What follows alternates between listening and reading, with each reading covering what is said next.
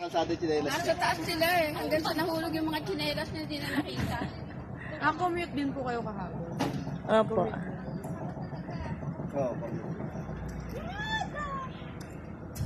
May boksol ito? Parang lapaya lang yan. Ito po, yung paa niya ilabas ko lang. Aakyat nga tayo. Ay, nasa labas yung paa. De, pasuyo nga. Para Sige po, ako po mag- Ayan. Bibidyohan ko kayo. Video. Ay, init na.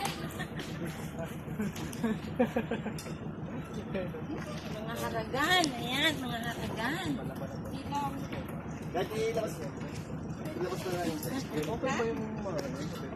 Kung saan kang komportable. Ikaw ako para mahulog man ako na. May sabi? Nakaangkla ako dito. Ano na yung kasunod? Yan.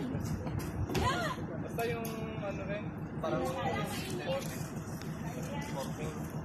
Yan, dito. Balik ko yung tsinelas. Oh, pipicturean ko kayo dyan, oh.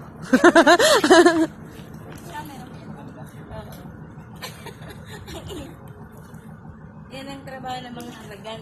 Hindi ka siya atay binti ko. Ano po? Ayun. Ganun na lang yun.